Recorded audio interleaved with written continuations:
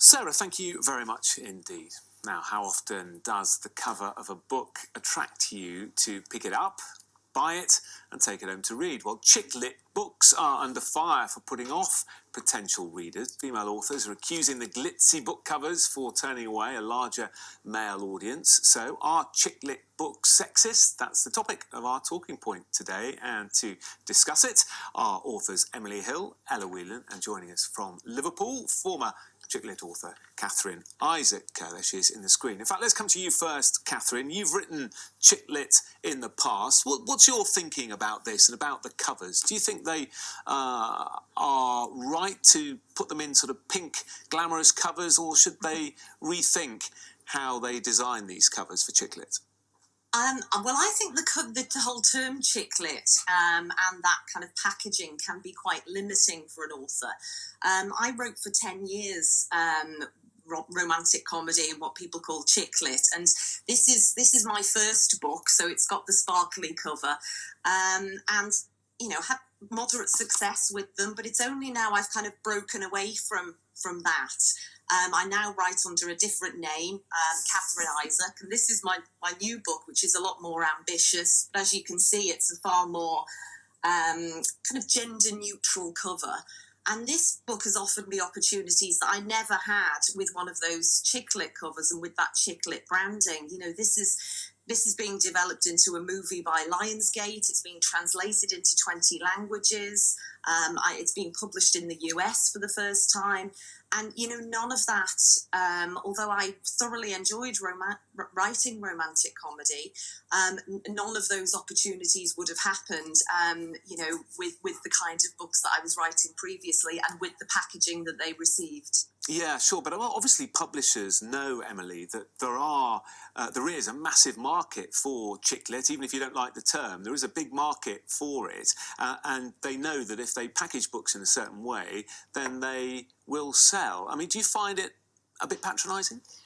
I think it's great if they have a ghastly cover, because I just know not to read them. I think it's really helpful, and I think it's quite churlish when you've sort of sold masses and masses of books in like supermarket chains to then suddenly turn around and go, oh, but it's terrible that it was glittery.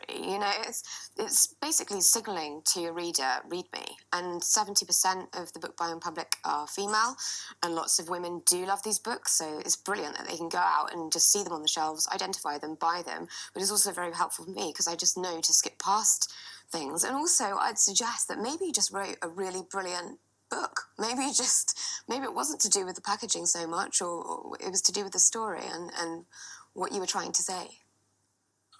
Well, Emily, you've got... Sorry, I'll let you jump in, yeah. Okay. I was just going to say, unfortunately, the term chick lit and that packaging, has kind of started, it's now associated with very frivolous books that, are quite disposable. And unfortunately, I wrote 9 books, all of which were Sunday Times bestsellers, and I'd still get people saying to me, oh, do you think you'll ever write a proper book? So it did put off a lot of readers, and I think that's a great shame. So I actually think publishers are cottoning on to this now, because a lot of the packaging, if you look at the #1 best-selling paperback at the moment is a book called Eleanor Oliphant, is completely fine, and that's a kind of black and white, very stark cover. And I think the kind of books that are really doing well at the moment is less what we used to call, not many people do actually call it chick lit these days, and it's more books with big, strong emotional stories and a lot of unpredictability. And unfortunately, that old term chick lit used to just be applied to absolutely, about 90% of books simply because they happen to be written by a woman. I think. What do you? Yeah, I was going to say, Ella. You've written a book, What Women Want: Fun, Freedom, and an End to Feminism. What do you think about pink covers and the phrase chick lit? I love them. Mine's pink. It was done by the artist Archie Proudfoot. Emily's book is hot pink. I think the question is whether chick lit and this kind of branding is sexist. I'm not so interested in how it sells. That is a different conversation altogether. But the idea that marketing books for women in this kind of way, whether it be fluffy, glittery designs or hot pink, as I've gone for, it's kind of treating women a bit, it's infantilizing us, treating us like children, saying that we're just going to kind of zoom into the pink thing because you know, it's gender specific and we're trained to like that. That's rubbish. As Emily says, I'm the opposite. If I'm going on a trashy holiday with my friends, I go to WH Smith and I look for those glittery, you know, question covers of what did she do on holiday or those kind of things. I love that. It's the same way that I love watching EastEnders. So, you're not practicing, like reading Bronte. You're not practicing what you preach then, are you? If you're saying on the one hand that you don't really agree with it, and then on the other hand you go into the shop and you go and buy those books. No, what I'm saying is that women make their own decisions about what books to buy, and on one day I might read Jane Eyre, the other day I might read one of this so-called chick lit books. It's totally up to taste. I think we're worrying slightly too much about what effect this has on women. It's not, you know, it's not a problem. I don't think we're training women to read a certain type of book. That's kind of nonsense. Emily, your book is pink, but actually it's a slightly different take, isn't it? Because it's almost anti the chick lit glittery cover. If you look at it in a bit more closely. So it's just like, it's completely, you know, setting on fire, the whole, you know, checklet thing. I mean, the thing is that, you know, it's got a severed head, it's, you know, smoking cigarettes, and inside it's also leopard print, which is a whole new level of glitziness and glam. But I actually had massive amounts of trouble publishing this book, because publishers kept telling me all they want is chick lit, turn it into chick lit, turn it into memoir, which is not what I wanted to do. I wanted to write about women who live, you know, very full and complete lives and have their own stories to tell.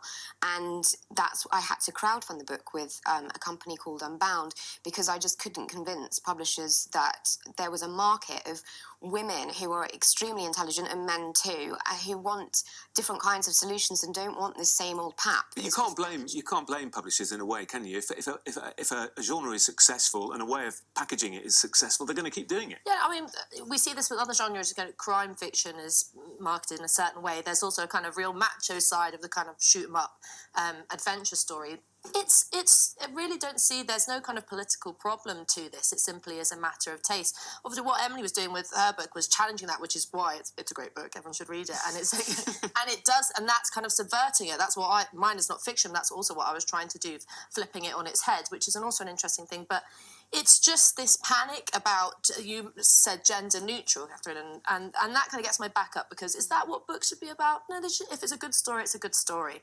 Just kind of there's no panic about it. There's no panic about it, but it is quite simply that readers... I'm very surprised to hear that some publishers have said that they wanted a book to be turned into chick lit, because actually readers are going for that far less these days. And the kind of books people want is something with a lot more emotional depth and a bit more richness. And that's why the covers are moving away from those with the handbags and the sparkly shoes on it. And I think the difficulty, it's authors really. You know, some of us have been writing books with some really big themes in it, tackling some very difficult storylines with real skill. And, on some of those books, you'd still end up with those sparkly covers. And it was deceptive and reductive, really. And I suppose that's really the thing. Okay, well, we appreciate all your thoughts on that. It's a very interesting topic. Catherine Isaac, Emily Hill, and Ella Whelan, thanks so much. Cheers. Still lots more to come on the programme this morning. Another book we're talking about now, The 3 Dimensions of